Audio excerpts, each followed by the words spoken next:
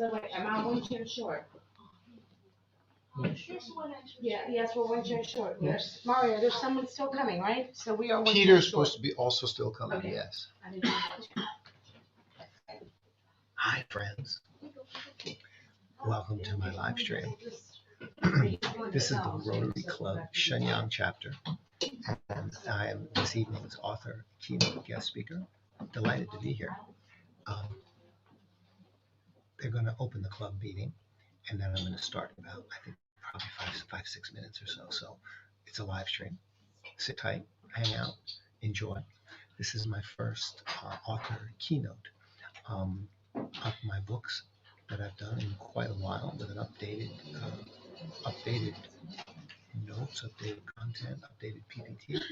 I like it. I'm excited about it. I'm excited about sharing it with everyone. And let's go. Stay with me.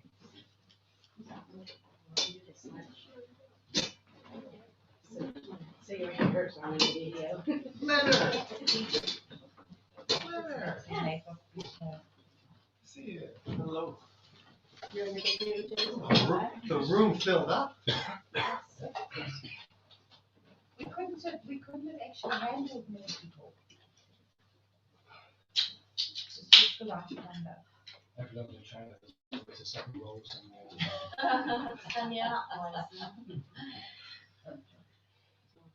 So, Wow.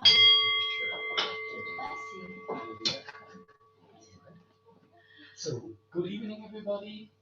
Very warm welcome to our guests, which are the majority again today. Fortunately, very warm welcome to our members, and of course, last but not least, a very warm welcome to you, Mario, who will tell us tonight something about what's not right here. And I must say, I have seen this book, and I can tell you what's not right. You read this book from the back to the front. So I'm very surprised what we will hear within the next half an hour. Normally, we first say something organizational, as always, since we are Rotary and we are a charity organization. I need to remind you that with the exception of Mario, who's of course invited tonight, the fee for this evening is 150 RMB, out of which 100 goes to Shangrila for the food and drinks, and 50 goes to for good purposes, which we or good project which we do here in the Shenyang area.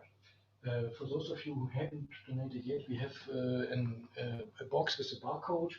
It's the address of the widget of our member Manuel Höfner, who's our treasurer, but unfortunately cannot be here tonight, so it would be nice if you do that. Everybody is, as always, welcome to give heavy money if you feels welcome.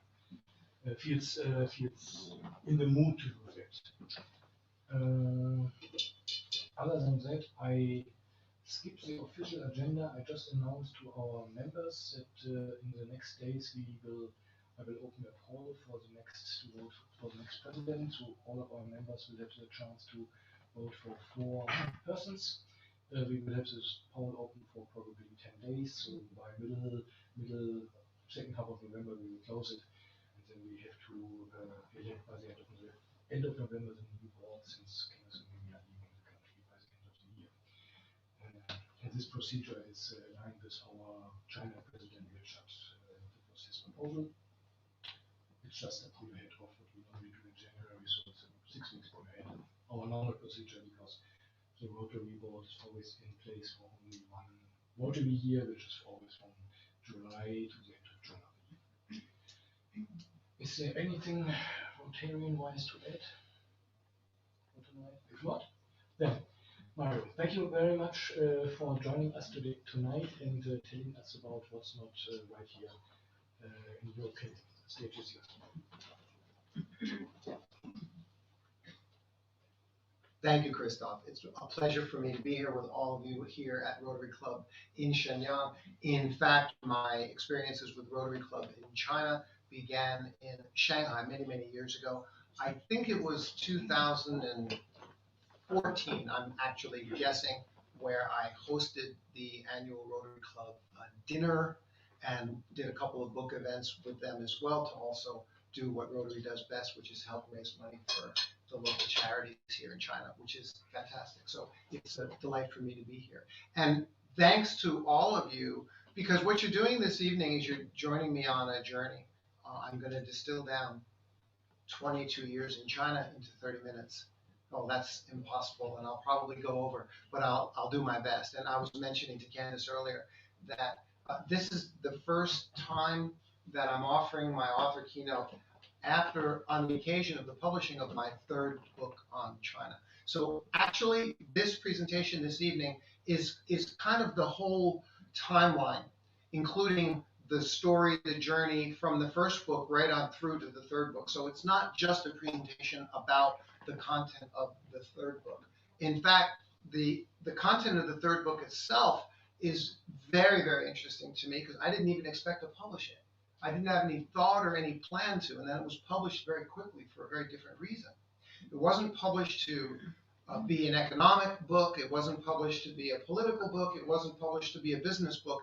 It was published to commemorate the historical period that the world will never forget, revolving around the pandemic, which we all understand has absolutely changed the world. Some ways for the better, but for the most part, created enormous amounts of chaos all over the globe. It appeared to have started here in China, though we know now that it was floating around in other places many months before. It was identified in Wuhan in China, but that period from January, or I should even say December, that period from January through June here in China especially, how many of you were here? We were here. You know, we experienced that incredible 6 months where China arguably did an amazing thing. Identified and brought this virus under control with a 6-week lockdown, which had a level of cooperation between the government and the citizens that the rest of the world still to this day cannot understand and cannot accept. However, I talked to you about that as a compliment to the country, a compliment to the people and to the society, not as a political topic. It's a shame, and that's one of the issues, is that so many of these things, which are so good and so positive, have been politicized, as we all know. Okay, which, by the way, is why. This is really at the root of why the third book was written. So, but I want to go back because there's some other incredible things that happened. I arrived in China in 1999 in Chengdu. Now the thing is, I had no previous intent to come to China. I was invited by a gentleman from Chongqing to go to Chongqing and Chengdu.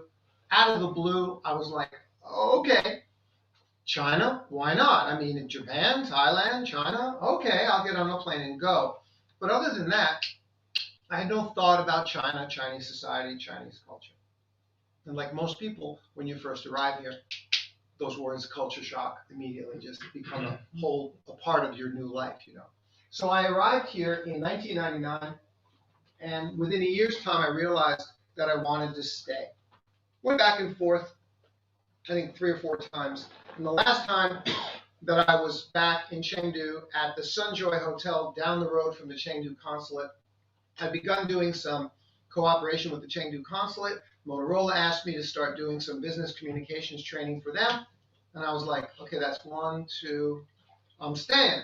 So my friend from Chongqing came to that's how it happened. My friend came to the hotel and said, hey, Mario, can I come in? Yeah, what's up, Mr. Lee? Well, you know, Friday we're going back to Guangzhou. I'm flying back to LA. And I went, you are.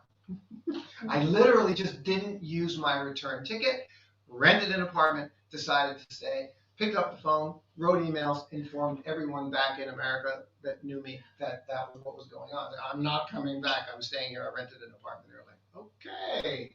So honestly, that's how it happened. It was no bigger plan than that. But it was wonderful because at the time, again, I was doing a project for the Chengdu consulate. Can anybody remember back then what that might have been about? China doing what in the year 2000? Entering the WTO. entering the WTO, the World Trade Organization, Oh. which was a big deal, a very big deal. So this marked the beginning of everything that most everybody here, because I know a lot of you have been here a long time, have experienced since that time. To me, I literally was just, it was my fate, it was my, and I will call it my luck, because it's been an amazing experience, that I happened to be here in 2000. And then here we are during this 20-year period, seeing something that happened historically that is unprecedented on so many levels. But you got to understand what happened is that it's not just like a simple story. Crazy things happened along the way. Please look at the gentleman and I, that in the center of the photo there, Chengdu Western Forum 2000. You see, that is the cover of the Chengdu newspaper. So I made it to the headline of the Chengdu newspaper. Headline, front page, top. Me and that guy, who was the Sichuan Party secretary, the boss. He and I, we did this event together, and I ended up on the front page. And then my friends were calling me the next morning. I was like, really? And that guy is the highest level government official in China ever. His name is Zhou Yangkang, to be put in jail. He's in jail. So, I mean, I'm like, okay, you know, he's not my friend, you know, but I'm on the cover with the headline. So, I mean, crazy things happened. 3 years later, I also do some, many of you know me besides being an entrepreneur and an author. I play jazz piano and do music, right? So like a lot of people, we have our artistic side, right? And so I did some acting work with CCTV and doing some TV series, and I ended up doing a TV series back in 2004 with Zheng Zhiwei. Most of you recognize him, the little famous Hong Kong superstar guy, right? So I did that with him. And then the mayor, you know, this was interesting. The mayor of Los Angeles came to visit. That was kind of a big deal. He had an entourage of like 100 cars with him, like Biden just had in the climate conference, and he has 100 cars. Yeah. Brilliant PR move. Brilliant PR move. And you know, I've done concerts, including here in Liaoning at the Grand Theater, and this was in Hangzhou at the Grand Theater, playing some jazz piano concerts. Those are typically in cooperation with music schools as part of the kind of things that we do in international culture exchange. You know, music, of course, is a big part of those kinds of things. So some really, really good stuff. And Christoph, I mentioned earlier, right, there was Caritas and AmCham and Rotary galas to raise money, and all that was happening in Shanghai. Well, I have some biases about China. You might want to know, as an author, since I'm talking about the place and I've been here 22 years, what are my biases? You should know up front what they are. Do I love the place? Do I hate the place? And why? So my biases are like this. Number one, I've always been a teacher. I've always been comfortable in front of people. And at the root, what I want to do is bring awareness to the world. If I can share some things with you this evening that make you notice something that you weren't noticing before, I think I've done a lot for you. You know, and so that's my goal. That's what makes me feel very satisfied. I'm very pro-China, 100%, absolutely, and pro-China all the way. But I'm also pro-America and pro any country. I'm actually pro 3 countries. I'm pro-China, pro-America, and pro-Italy, because that's what I am. I'm Italian-American. My family originally came from Italy.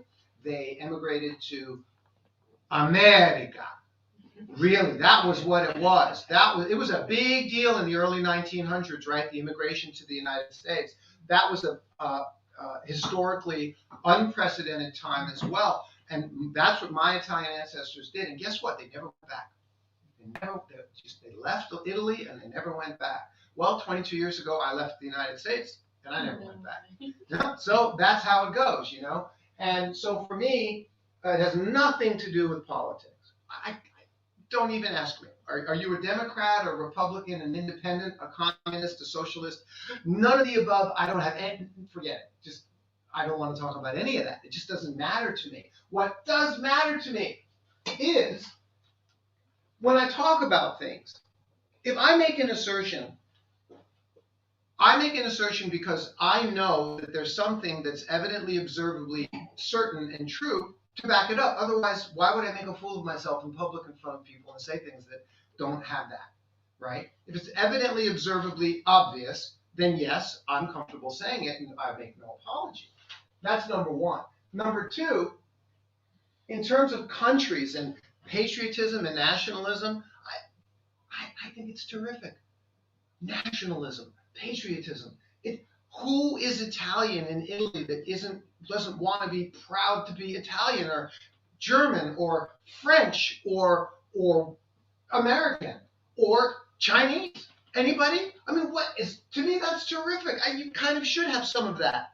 I don't have a lot of it because I'm like now 3 different countries, So I don't have like specifically a strong patriotism or nationalism toward any country in particular, but I can easily understand how a French person of France feels that way, So terrific. You should be proud of and support your country. Then in terms of the government, again, not political. I just am interested in the standard that a country's government has good leaders that do a good job running the country. And this is for the society and for the people, not just for themselves and the rest of the wealthy people. To me, that's just the standard that I'm looking for. I couldn't care less if you're a Democrat or a Republican or a communist or a socialist. They use that stuff to confuse you, I think. Just, are you doing a good job running your country? Yes or no? Are you corrupt? Yes or no? This is what I'm interested in observing, So with all that in mind, I get away from the politics, especially in the last 6 months, because as you'll learn in a few minutes, something happened to me, which was wonderful, that drew me into the political world, okay? And that was a good thing. But folks, as you all know, the political world is dark. It borders on evil. It really does. So I don't want to be in it all the time. And I've shifted over the last 6 months into more culture and society, sharing what needs to be shared about China, which is the amazing positive stories about Chinese culture, Chinese society, the amazing things that have happened here, Chinese products and brands that people don't even know about. So I did a new rebranding project starting about 3 months ago called, to be fun and positive, Mr. Ma, that's me, Mr. Ma's China Adventures. And that's how I do feel about it. And what prompted it was an invitation which included Yan, our dear friend right here, to go see a vineyard, to go to a vineyard. And I was like, what? I'm in Shenyang, in Liaoning province in the northeast. Well, vineyard? I'm not in Italy or France or Australia or Chile. What vineyard? What are you talking about? Well, it's not just a vineyard. It's an award-winning vineyard. They win. Their wine won in the Brussels Mondial 2021 Wine Awards, the best wine. I'm like, fine, that's an Italian or wine or a French wine. No, it's right here in Liaoning province in our backyard. I thought that's really, really cool. So that ended up being my very first positive story and the final impetus to get me to really push into this Mr. Ma's China Adventures, which is what I'm currently doing. So it's my newest project. And that's Mr. Tai of Tai Long Lean Vineyards. Some of you have already been down there. We're doing trips down there because they do tourism. They have a beautiful hotel. The area is paradise. It's paradise, and it's about a 3-hour drive. So we're doing this now, and it's an example of one of the positive stories about a brand and a product in China that people don't even know about. And you know what I love? I love the metaphor about how we go far and wide looking for riches. And isn't it nice when we find those riches in our own backyard? So I'm excited about that, and that's one of the recent. This really defines recently what I've been doing. Well, I wrote this evening's presentation is about the continuum of my books. This is my first book on China, which I wrote in 2014. It was published by Sino Media International, bought the rights and published it in North America. Okay, so what was that book about? It had a theme, all right, and the theme was China's 500 million rising lower and middle classes are far richer than most realize because there's a huge off-the-books cash economy in China, which obviously, if it's off the books, is not counted in GDP. And how big is this off-the-books cash economy relative to the GDP? And I estimated, after all the research that I'd done, that it was an additional 40%. Okay, now that means that's a huge, big number. It also goes very far to explaining how it is. Everybody kept saying, oh, China can't do this, China can't keep going forward, China can't keep growing. Where was some invisible fuel coming from that it never collapsed like everybody thought it was going to do? It just kept getting stronger and better through the financial crisis, and I identified it as this invisible fuel off the books. Okay, so that was the theme of my first book.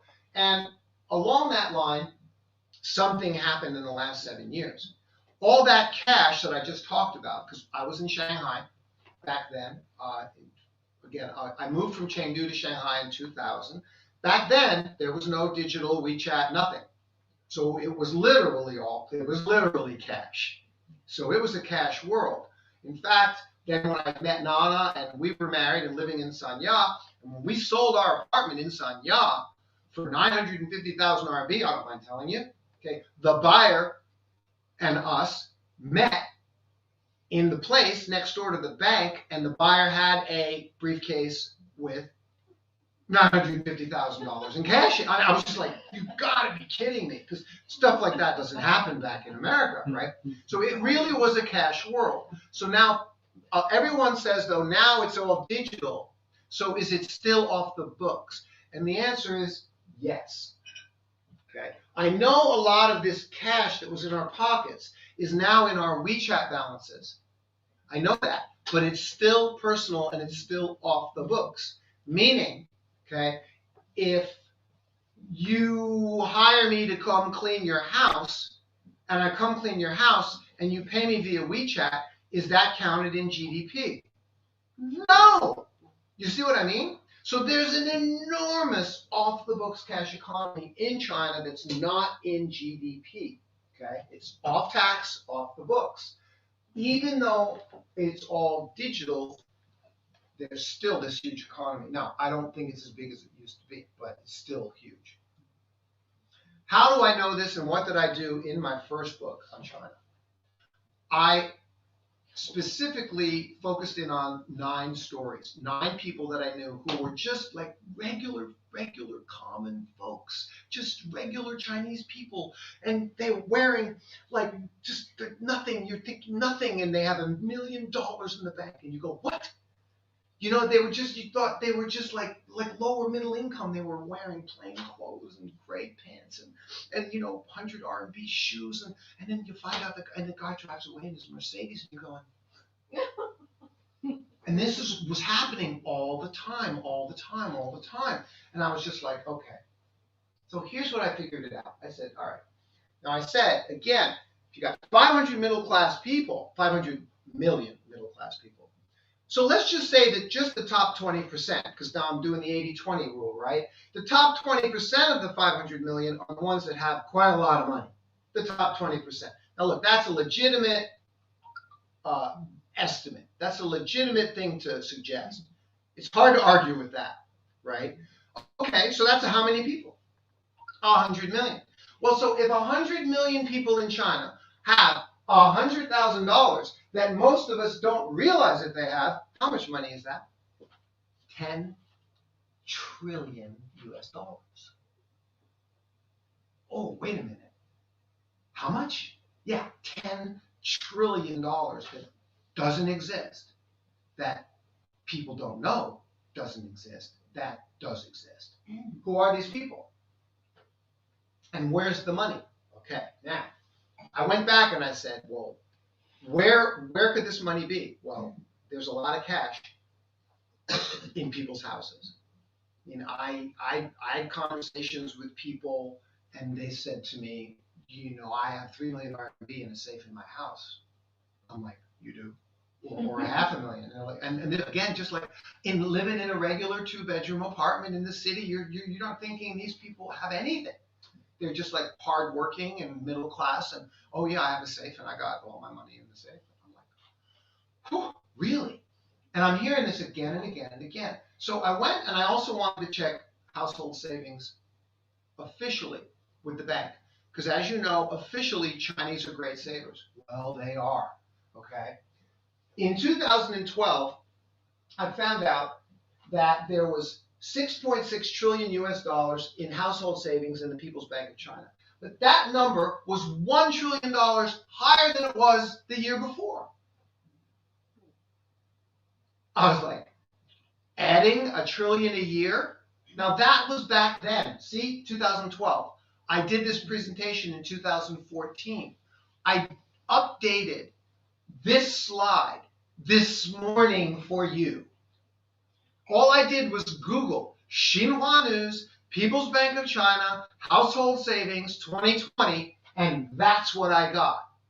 Okay? What does it say? It says 6 years later that the country's balance of household deposits was 13.9 trillion. 7 years later, 7 trillion more than it was 7 years ago. So that's what it is today, up 13% year on year, which is increase of $1 trillion a year. We're not talking income. We're talking household savings. After you've spent all your money from your monthly salary or whatever money you've got. How could that be possible if everybody's only earning 4,000 RMB a month? Which is what we're told. They're only earning 2,500. So then the guy says to me a long time ago, you know, Mr. Mario, salary is a very small part of what Chinese people think of as the money that we make. And I was like, oh. So you see, a completely different mindset that Westerners simply just cannot have no idea. Okay. And what is the core of what I'm describing? The merchant economy. Okay? That's what the core of it is. The merchant economy, and we see it still very strong in Shenyang, don't we? We see it really super strong in Shenyang. And the reason I'm showing you this food here is because I've shortened the presentation. I have a slide explaining to you that when you go to one of these street side barbecue restaurants, and I did some interviews and inquiries, they sell 1,000, 2,000 of these sticks per day. Not 129. Not 8 or 9 an hour. 1,000, 2,000, 3,000. Who you think is only making 1,000 RMB a day is pulling in 30, 50, 80, 100,000 RMB a month doing Xiao Kao. Not everybody. I said, I'm not saying everybody. Again, the best ones, the top 20%. There's this famous place in Hangzhou, downtown tourist area, on the corner. You know, the sticks, the Xiao Kao, Yang Rou. And all you got to do, I just go, hey, just how many? 一天这串几个一天？哦，2000多。Just like that, they just tell you, look, over 2,000 a day. Sticks of the lamb. Oh, 这是 lamb. 这是羊肉，不是包括鸡肉。Oh, just the lamb, 2,000, not total. Just the lamb, 2,000 sticks a day. Then they're doing the chicken and the squid and everything else. So you add it up, because how much is one stick? 8 RMB. You see what I mean? So this is what I did, and I got 9 of these kinds of stories. Someone that I know was making, $4,500 a month. And, this is their salary in administration, and then in Shanghai, and they bought an apartment, worth $300,000. How did you do that? How did you do that? So, and if there's any doubters in the room, I just want to ask you this one simple question. When is the last time you got a fa piao from a street vendor? No, you don't ever, right? Nan and I, we have some street restaurants in our neighborhood where we live, and right across the river, right across the Shenyang Bridge, near the river, and there's restaurants. And you sit outside in the little rickety chairs, and the tables are full of food and covered with bottles of beer. And who gets a fa piao? Nobody gets a fa piao. Do you think the restaurant reports that revenue and pays the taxes? Of course not. Of course not. Okay, or they report some of it, I mean. Okay. So when you stop to add it all up, and that's what I did, and that's what the book is about. I stopped and added it all up. So in the meanwhile, back in 2014, I went to the official references for people who wanted more credibility than just from my words. You know, I double checked everything that I was doing with the United Nations, Goldman Sachs, CLSA, McKinsey, Nobel Prize winner Robert Fogel. They were all coming to the same conclusions with their research, and their research is very expensive if you happen to want to be privy to it, right? China's middle class wealth is going to quadruple by 2020. It did. The China Maternity Baby Exhibition in Shanghai, again, remind you, this was all back 7 years ago, was in Shanghai, was already the largest baby maternity exhibition in the entire world.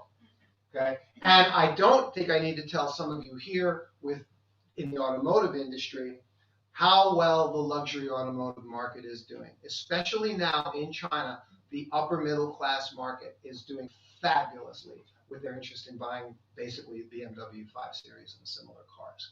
And they can afford to do that. So who is that market?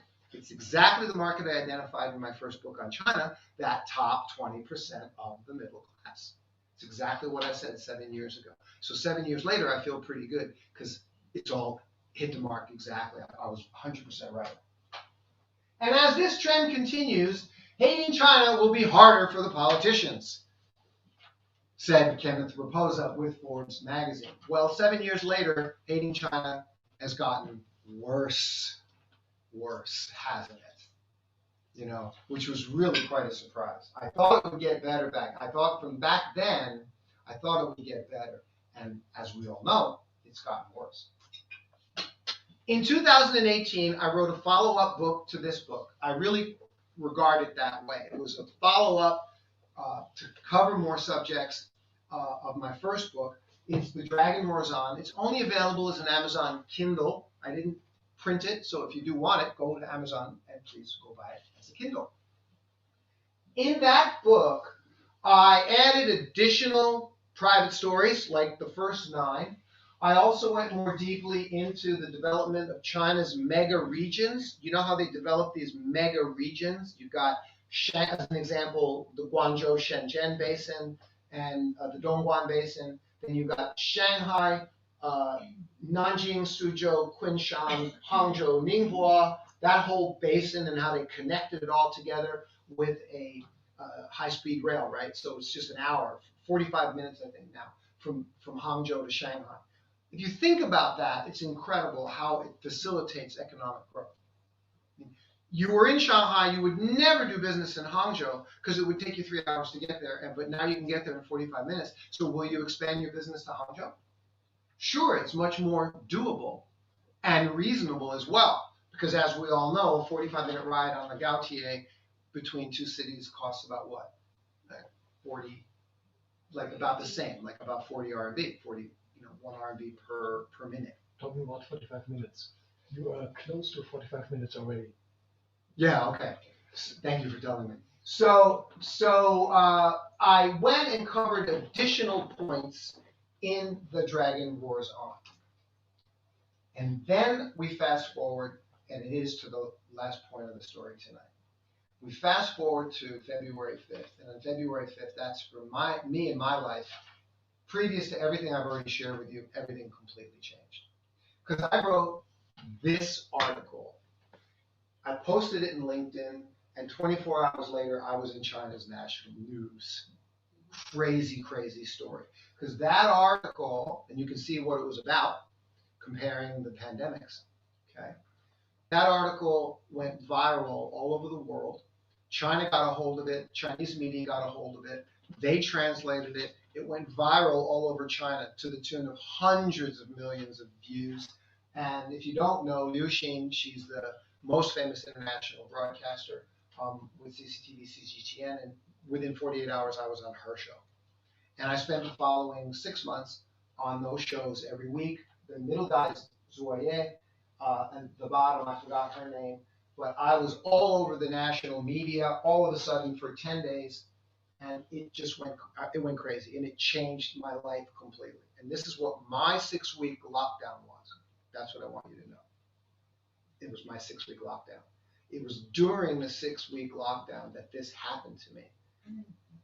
So during that whole time, it was Xinhua News, People's Daily, China Daily, CCTV, CGTN, all the major media.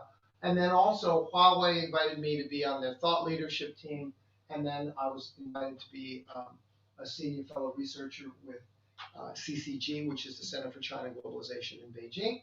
And that's one of my many full-page print articles in China Daily. My mother's proud. Then the last part is just so crazy because this also happened as a result of what I just told you. I got contacted by the Hollywood side of CCTV, and they asked me to play General MacArthur in the most important war epic of 2020, Crossing the Yalu River, and I did. Well, this was really crazy because this was worlds colliding because here I am, the pro-China guy, and they asked me to play who? The worst villain against China ever in the whole wide world. I mean, his thing was, we're going to destroy China once and for all. That was my line, you know, and he meant it, you know. So this was really incredible because it was worlds colliding for me, you know, two completely opposite things. But it also put me further into my work as a public figure in China now. And that's it. That's the story of how we got to this book and why I wrote it. To commemorate China's challenge and success from January 2020 to June 2021. Most of you were here during that time. You know what I'm talking about. Facing the pandemic. It will be one of the most unforgettable 6-month periods ever in the history books. The takeaways from the book were how the pandemic brought the Chinese government and the citizens closer together. Those of us who lived the 6-week national lockdown, where everything was shut down in the whole country, the unfortunate politicization of the crisis, a number of additional stories and comparisons that I made, articles by Huawei on using tech in making healthcare better. And also the Rinza International School children did a number of art pieces on the COVID pandemic. And they contacted me, and we put the kids' art pieces on during the COVID pandemic in the book, which I thought was a really, really nice touch. Keep in mind, this was, again, the children at Rinza International School in Beijing, who, like the rest of us, were experiencing lockdown. And I did go over my 30 minutes. I know I did. And thanks, everyone. Thank you for letting me share. I appreciate it very much. So, Mario, talk about the sale of the book. Oh, yes. So I know a couple of people already were interested in the book, and I brought 7 copies this evening. I also brought 2 copies of the original case because some of you have interest in that topic, I know. And if you purchase a book this evening, then afterwards I'll be over there and sign them all. Most importantly, to let you know, it's all as a donation to Rotary. 60 RMB goes to the publisher for the printing cost of the book. I'm not getting anything at all. The 38 RMB, so it's 98 RMB for the book, and the 38 RMB goes to Rotary. Okay. Maybe explain how you wrote it. Right. So then you need to understand something about the book, because when you're looking at it, you're thinking, Mario, the printer screwed up. It's backwards. No, you see, this book was published by Skylark Publishing in Hong Kong. And in Hong Kong, traditional publishing is done the old traditional Chinese way, which is backwards, left to right. Number 1. Yep, here it is. There it is, backwards. And bilingual. Number 2, I want you to know, it's very important. The book is fully bilingual. So I did, English chapter, English paragraph, Chinese paragraph throughout the entire book. So it's bilingual for anyone who wants to read it.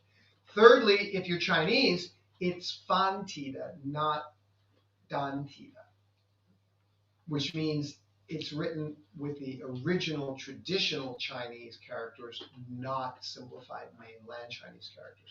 Again, because that's what they do in the publishing world in Hong Kong. So it's really cool. That's really, really cool. I'm happy to do Q&A and, answer any questions and Yes. anything people are curious about some things. Thanks. First of all, thanks for the very interesting journey through the past 20 years of your life. Very unique, very rich, and curious to read what the last 1.5 years how you experienced by reading the book. Please. So I'm curious about what the next questions to Mario. I'm curious about what the next 10 years is going to be like. Yeah. Really. So what's your prediction of when you think we can freely travel? When do I believe we can freely travel? I mean, with only maybe 1 week quarantine or maybe 2. Right. No time soon. Okay. No time soon. China's doubling down on its zero COVID policy. It's very, up to now, recent, very clear. As you might know, there's currently small breakouts in about 15 different provinces, but China knows exactly how to get them under control. It doesn't matter how many breakouts there are, because each individual breakout, they just immediately just clamp and shut it down within a week. And they've done this successfully for over a year, every time. And every time they do it, actually, they even get better at it. So does it matter how many local outbreaks there are? No, because every local outbreak, whatever's going on, they're all doing the exact same thing. I mean, it's amazing. Shanghai Disneyland just a few days ago, right? Yeah. They said, we just got information that someone who was infected was in Disneyland, and then Disneyland Park makes an announcement. Hi, everyone. Hope you're having a great day in Disneyland today. We're going to test you on the way out. 34,000 people, and they could there's a word. Quickly organize it. Thank you. Just that they could do that is miraculous, right? So they have this infrastructure in place. It boggles my mind that you could look at a government that says our top priority is keeping everyone alive at all other costs. We understand there's an economic cost to that, and how anyone in the outside world could then look at that government and say bad is incredible to me. I mean, it's just incredible. It's obviously ridiculous. But anyway, to go to your question, not in the wintertime Delta we're not going anywhere. You were talking about the top 20% of the population here, the wealthier ones, and many of those have experienced freedom in the world outside of China. How long do you think people will stand this being treated like prisoners? I mean, these people got used to it, got developed a little bit more, and now we have here in Shenyang a situation that no local citizen of Shenyang ever wants to leave the city because of the fear of the repressions, feeling if something happens on the train between here and Beijing, and you suddenly land in a 2 weeks prison in a red hole. In a hotel, yes. And me too. I have to admit, I'm getting antsy about it. I'm starting to get irritated a bit about it. I'm going to Hainan next week. CGTN just called me to shoot my third poverty alleviation documentary in Hainan Island. I'm very happy to go, but I'm like 20% of me is nervous to go. You can get stuck. I can get stuck. Yes, I can get stuck. And this is what. So this, okay. So So I had lunch with Harold the other day. Harold Plumford, European Chamber, and Harold and I, we were talking about this. We were saying, so now the cost to China of doing this, keeping everyone safe, is there's a cost, right? So now there's this stress of this, and the economic cost too, right? Because things get canceled, and then that sucks revenue out of the economy. We all understand. Okay, but flip it. Go to America, go to UK, and then you have the exact opposite. So their stress is the stress of being afraid of getting infected and all of the things that causes the economic oppression. So either way, so in other words, there's an economic cost and a mental stress to keeping everyone safe. There's also an economic cost and a mental stress of everyone not being safe. Like back in America, everyone's freaking out because. So either way, I want to say this is really important.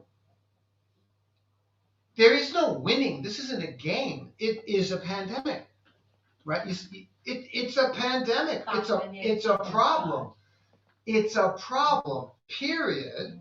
No matter what you do, it's a problem and is causing an oppression of our lives and the economy and fear, and it's real, and it's a pandemic, just like the Spanish flu was back in the early 1900s. So yeah, it's a nightmare. Have you heard about the company that admitted they admitted that they were experimenting with viruses in wine, and they admitted that they were probably responsible. I I've haven't heard forgotten the that at details, all. but it came up on my feed maybe 2 days ago. I've been sick. Some or other American company publicly admitted that. No, some American company publicly said something they were paid to say. I trust nothing. I trust nothing. I trust nothing about what anybody's saying at all about it. I don't know. At this point, there's so much conflicting information about it that and I'm saying this as a person who's constantly researching. I don't know what to believe. I don't know what to believe in. The one thing that's annoying to me, the one thing that bothers me, is that United States Health Organization sources, they are their sources, not Chinese sources. The National Institute of Health, the NIH, they went back and checked the blood and did the blood test studies. And they went back and checked, and they went back and found from early December over 120 patients with antibodies. Okay? Well, that was before Wuhan. And if those people had antibodies in early December, that means that they had gotten the virus in their system weeks earlier because they had antibodies. And from that, and then Director Redfield also said he said in congressional testimony, in America they had a very nasty flu season in September, October, but the doctors never identified what virus it was.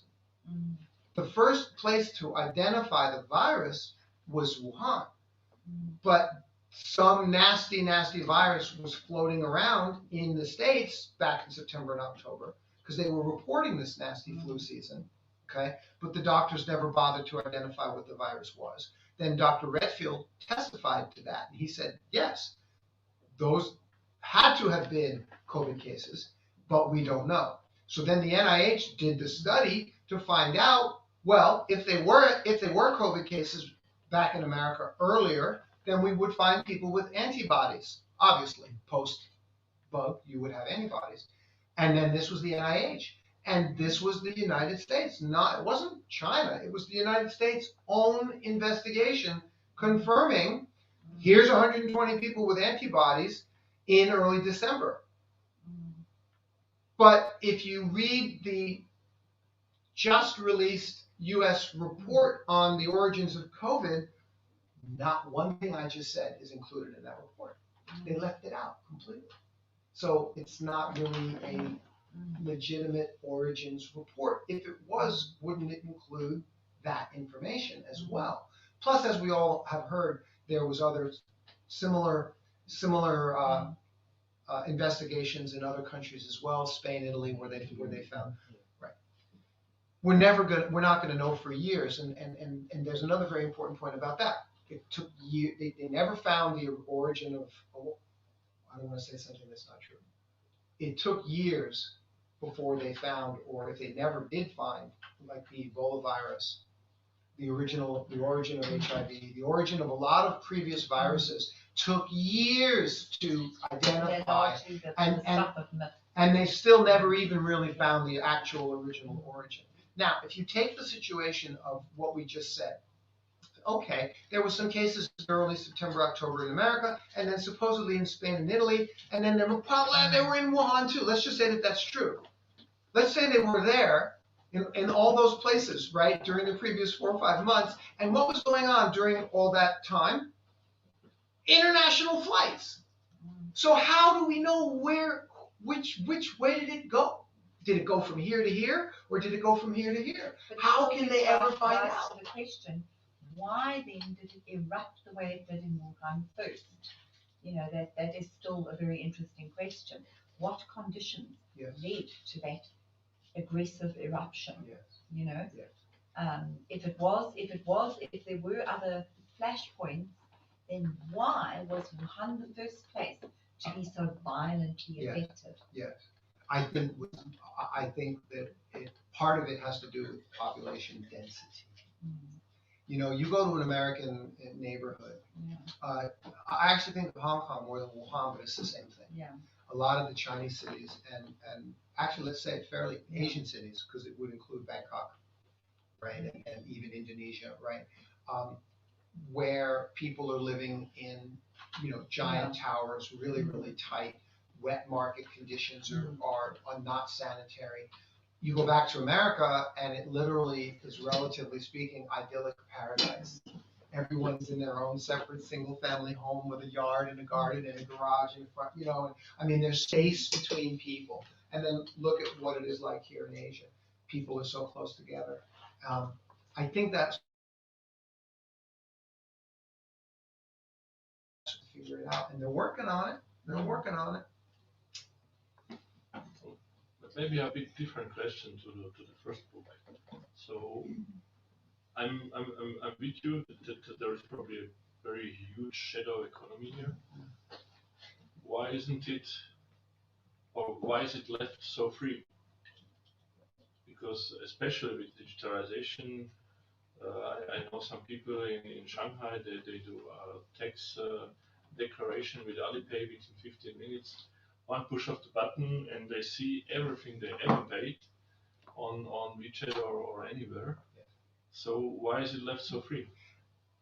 And the answer is, any Chinese will tell you, and that would include, I'm thinking of my wife, who has often said to me over the last 2 years how she's noticed, 2, 3, 4 years, how, and our friend Harry in Shanghai, who had a company, and all Chinese in the society would tell you how the government is doing exactly what you said. They're like going, oh no, this is way too out of control. We need to get these things under control, organized. We need to start requiring reporting.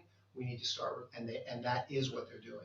So they have instituted, and this is Chinese people telling me now that running their company, the loopholes, the holes in the ways that they could do things to get are gone. So they are tightening it up. They still have a ways to go, but they definitely tightened it up. And one of the reasons they tightened it up, if you look at China compared to, okay, again, I'm going to say compared to the United States. Okay, China's revenue, tax revenue, the government's tax revenue. I mean, obviously, an expanding country needs more and more tax revenue to do what it's doing. So it's got to start collecting more and more tax revenue. Well, tax revenue from personal income tax in China, the Chinese government collecting of tax revenue as personal income tax is very, very low. The majority of tax revenue from China comes from the companies through the FAPIAOs and the sales tax. And then, again, was just telling me how, now, starting was this year, Chinese have to individually report excess personal income tax and pay that. You know, so they're doing it. They're rolling out to get tighter, and the reason is they do need to collect more tax revenue. They need it to run this country and do what they're doing.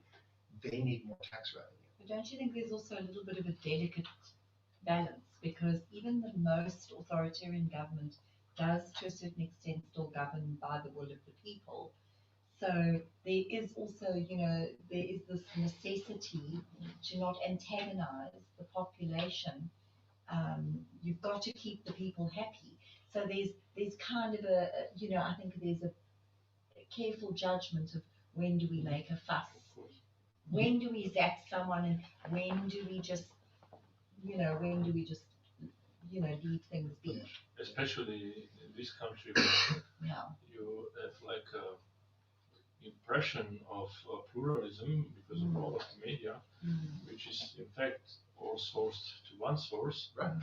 You really have the possibility to steer it.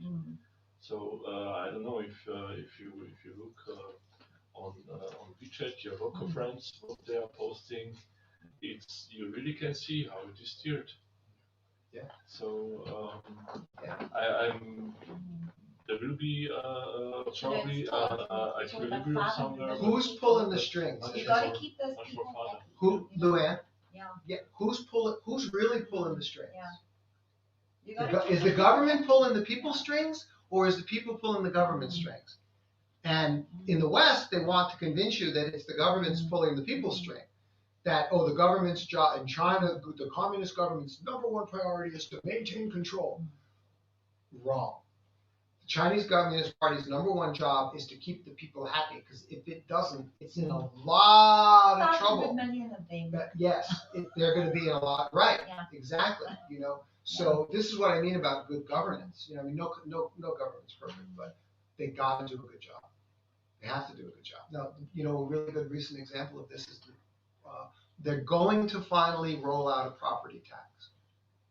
Absolutely, yes, it's done, it's in the books, it's stamped, it's done, they're going to roll it out, they're not talking about it, okay? So what are they gonna do? Well, they know how they're gonna do it. They're gonna do it the way they have to do it. There's no way they're gonna roll out a property tax to lower and lower middle income household owners. They'll limit that to, like, you know, 120 RMB a year, you know, or something like that. They'll keep just some ridiculously low number. Yeah. The property tax is gonna be something that if it's 1% of the value of your house per year, which is typical, right? That'll be for the wealthy people. And they can afford it, so it doesn't matter. But they won't do that to the lower middle income people, because they'll scream bloody murder. They won't be able to do that, you know? It's like with China, with healthcare. By the way, I have a green card, which I'm so lucky, I'm so fortunate I have a green card. Better than the green card, because I have a green card, which makes me as close as a foreigner to being a Chinese citizen as you could be, I also am eligible for the healthcare card, what's called the Yibao card. Anybody ever see that medical card?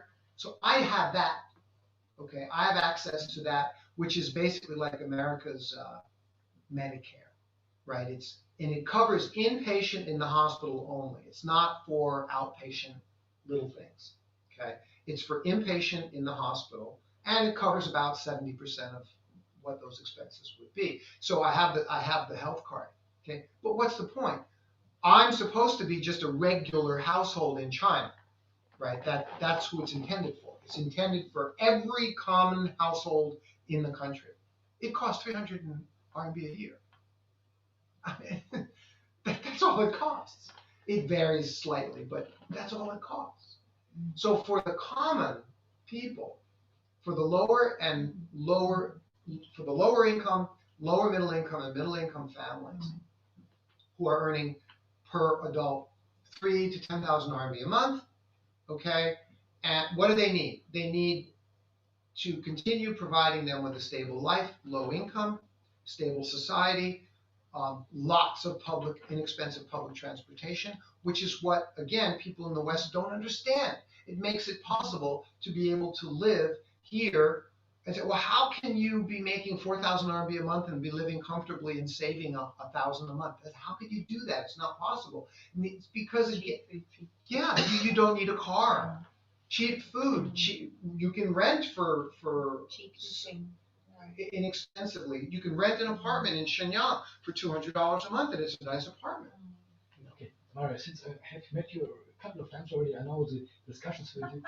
Any other Q&A? I don't want to finalize it, but I just have to know, since it's already a little bit after 9 o'clock, say the official part of our Rotary meeting is over.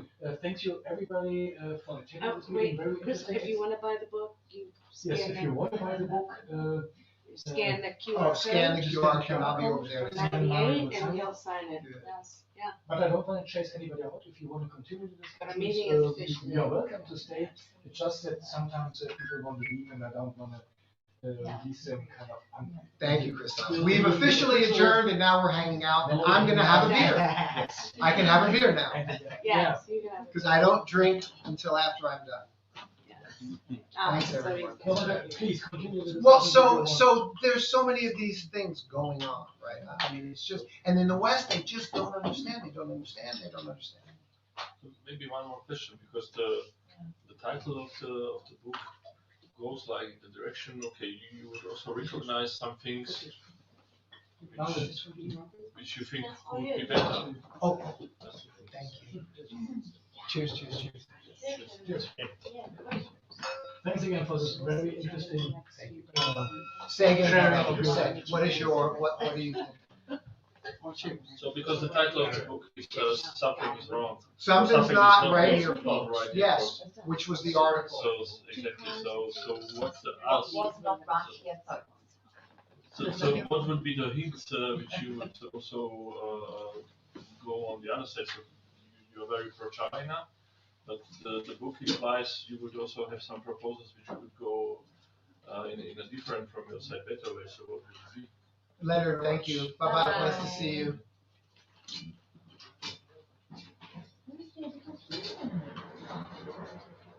I mean, no matter what, it's really funny. Again, I said I had just a couple days ago lunch with Harold and we were talking. Because you look at the Chinese government and you look at how they're handling this pandemic, and you just cannot believe how well organized they are and how well they execute. It's just amazing. But then there's other parts of the business world, like the energy crisis and other handling things with businesses. And one of the areas we were talking about was the difficulty now with foreign employees and tax reform and visas and families. And it's not organized. It's a mess. Yeah. So it's a little bit difficult. It's difficult. You have to recognize and say, look, well, okay, the Chinese government is not doing a great job in every area. I mean, and no country does. No government does. I mean, so there's plenty of areas where they can improve. However, contrary to popular belief, they want that feedback. They want to know, where are we screwing up? So they do accept criticism. They want the criticism, and they do it through a lot of surveys. You know, they don't do it Western style, right? You know, they don't let you go out and complain out in the street. But they do have mechanisms where you're like, no, look, I got a bunch of complaints, and they're like, fine, please fill out this form and send it to tell us what your complaints are. I mean, they want to know. They really do want to know. But they don't let you go out on the street and shout and scream about it.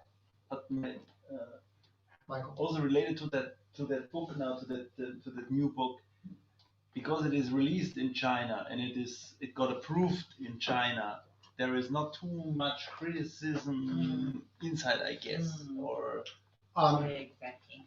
That book is not sold and approved in China.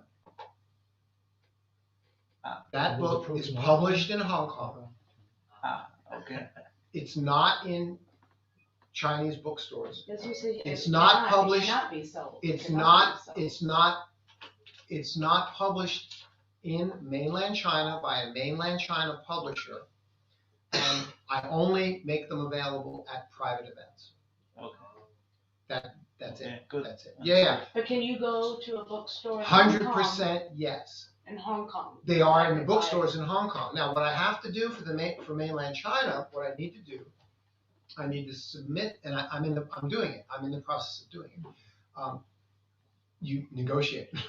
I helped. Rebecca had a children's book. You know Rebecca, Yeah. and I helped her to go through that. So with this book, you have to do the same thing. You have to submit the manuscript to the China mainland publisher.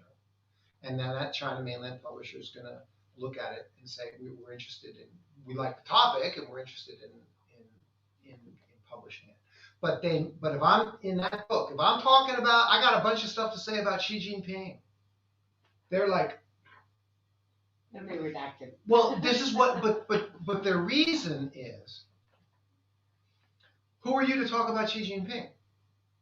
That's their thinking is, you're not an expert, you're not a scholar, you're not a government official that works with Xi Jinping, so why are we interested in your opinion of Xi Jinping? You see, so no, we're out, right? You see what I mean? Yeah. So that's their kind of provincial, it's not that they're censoring, they're just like, you're not qualified. Well, they do think. I don't call it censorship. Again, I'm saying it's not censorship. Okay, what they're saying is you're just some guy living in China. Why would we let you write about the head of our country? You're not qualified to do that. You're not a scholar at Tsinghua University. You see what I mean? So it's a very provincial, stuffy, protective kind of attitude. It's or a very clever implicit way to push things. So Yeah, I mean we are in the automotive industry. It's not a secret. But what you realize there, for example, so you try to do a high voltage battery, and then you go through all the papers, try to create the parts, and you realize, oh, there is no cell in the world which is qualified to be homologated in the Chinese market. They do not say you cannot produce Korean cells here. The rules are just set in a way that and modified in a way Right. that they are never catching up. They block it, yeah. So is it censorship? That's like blocking. Not really, huh? So on the paper it's not. It's competition. Exactly. Yeah, so it really ends up being that it's competition. You know, there was a long time ago. I remember the controversy about not having Yahoo and Facebook and Twitter and these kind of social media in China and Google inside China. And then I was like, well, the reason is because they have their own. It's just competition, right? It had nothing to do with censorship. It had to do with competition. Okay, they had Baidu, they had Baidu, and what was the other one? Weibo. Sorry, I would really oppose that. Okay, so what? Because when you take the example of Amazon, so Amazon was here. Yes. Then Taobao started. Then Amazon was banned. Yes. Then Taobao got great. Then Amazon was again allowed. Didn't make it. Again, I'm saying it's competition.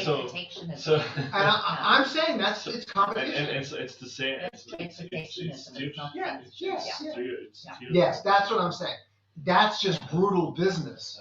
You know, it's not a free market relation Yeah. that we are used to. There's different regulations. There's another area as well where China definitely needs to improve. And again, I was chatting with Harold about it. You know, the EU, they offer a lot more access in the EU to Chinese companies than China allows to foreign companies. And, you know, give us the same access we give you, and that's a tough one. And China's not doing it, and they need to do it. Having said that, China is on track to, over the next 10 years, is going to become the world's second largest economy presently, and within the next 10 years, it's going to become the world's largest economy. Even with now, these in issues. all fairness, when you look at what America did over the last 60 or 70 years, how the CIA manipulated markets, put puppet governments in place. Sorry, American. No, you're right. No, you're right. You know, really, what? I mean, I'm not a huge fan of the Chinese government, but I do find myself quite aghast sometimes at American friends who say, "Oh, the evil Chinese government." Yes. What do we say? Do you know anything about world history? What do we say? The kettle, the pot calling the kettle black. And this leads me to the question about the hating China. So you have supposed several years ago that world will hate China less. What are from your point of view, reasons for hating China more? There aren't any. Well, because it's going to become the world's largest economy. Yeah, it's just. And to be perfectly honest with you, from the Chinese perspective, now I'm not actually saying that I approve of this morally, but from the Chinese perspective, you were saying, oh, they need to allow equal access, and that's not fair. Well, from the Chinese perspective, it's like, why should we care about being fair to? I mean, why we're looking out for our lot. Yeah. We're looking out. I mean, Yeah. like, Yeah. Yeah. Does this have to be fair? Yeah, everyone is operating from a position of We self. just do the best we can for our people. Everyone's, Go on what, and make us. what bothers me is that the areas of, I don't want to use the word hate, but the areas of hate, the areas of negative finger pointing at China, a lot of it is just purely false.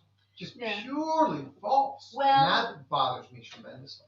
No, that's true. But where I would say that it would be, my personal opinion, which may be wrong, is that where I would personally say in terms of international diplomacy, it would be wise to maybe give a little more here and a little more there, would just be in terms of, the world powers have risen and fallen and risen and fallen and risen and fallen if you study ancient history. And no matter how powerful a country can become and an economy can become, if you make yourself unpopular enough with enough people who initially were not that chummy with each other, were not that friendly with each other, those people are going to start making your life difficult at some point. So I do think that the Chinese government could improve its diplomatic relations in certain areas, but not out of a sense of fairness. And nobody was fair to China. Come on, in all fairness, for hundreds of years, nobody was very fair to China. The Western powers exploited China quite ruthlessly. But I just think that it would be wise not to antagonize, too many people that, who might end up creating other alliances which could make life difficult, largest economy in the world or not. So, I do think that if you look at world history over thousands of years, this is where all these great, big, huge empires and economies eventually fell. Because they made too many enemies of the little people and for too long. So I just think from a diplomatic point of view, that's just my 10 cents. Their global PR. But no, I wouldn't say, be fair to those poor Europeans and those poor Americans and those. No, really, that's ridiculous. Be fair to those the poor Americans have countries been who brutal. exploited your country for hundreds of years. No, that's just ridiculous. If I was Chinese, I would laugh in your face. What else? What's that? Like I said, my thing is the future. I'm not thinking of myself. I'm thinking of my son. Exactly. What's the next 10 years going to be like? Yes. What's the next 20 years going to be? So from your point of view, you would like these countries to be friends with each other, and you would like your son not to have one half. Cooperation has got to fighting be with the the way other half. forward, not. The heritage. Yeah, I've got a question. Okay, so your life story, or your life story in China, Yeah. is as old as me. And I'm African, and my continent Is now being run by hugely Chinese. supported. Yeah, no, by we're just China. owned by China. Yes, Yeah. yes, exactly. But which is not good, because if we actually put the whole continent together, it's roughly bigger than North America and China itself. How can we make possibly one leader of that whole thing? Yeah, like I know. How do you think I would take Africa and China unite as one all the leader? continents and make it like one person. Like the United You States has Biden. you don't. China you has- do it the Chinese way. Okay. And I do believe this is what is happening with Africa, because, well, now again, we gotta go back to what Luann was talking about, right? Let's go back. The United States, the West, and Europe had the chance to go into Africa and make it better, and they didn't. They exploited it, and they didn't do anything to make it better. Okay, now 50 years later, along comes a rising China, which then initiates its Belt and Road, which is the global South. To go across the global South, and it even is all the way into Europe now with willing partners like Italy. Okay, so that's fine. So that brings China into Africa. I always been saying for the last like 5 years or so that this is just an extension of China. It's going to just become an extension of China because that's what it's going to be. Now, if that's true, then what they'll do is they'll run the government there. The government there will start to get structured the way it's structured Kind here, of planned government in China. which is quite good. Okay, you've got the central committee, you've got the central state, you've got the central committee. There's like 150 up at the top. Okay, they represent all the interests of all the different provinces. Okay, so there is a structure and there's power in there, and it all floats up to the top. Is it hard to imagine why South Africans might feel a little bit uneasy at the prospect of becoming essentially a modern day Roman province? Well, they'll be one of the places that has a seat in that parliament. So that's what's going to happen in Africa. There's going to be a parliament, and there'll be leaders representing all of the different places. Having said that, our country's in such a mess. There are an awful lot of South Africans who probably welcome. But it's going to be going to be a single party. Government coming in and. No, it's going to be a single party. It's definitely a single party. Single party. Yeah, I mean, it's not going to be democratic voting. So, do you think there's a way to reverse it, or it is what it is? Why do you want to reverse it? Well, because why would the Chinese come and take over the whole continent when everyone else could be just united?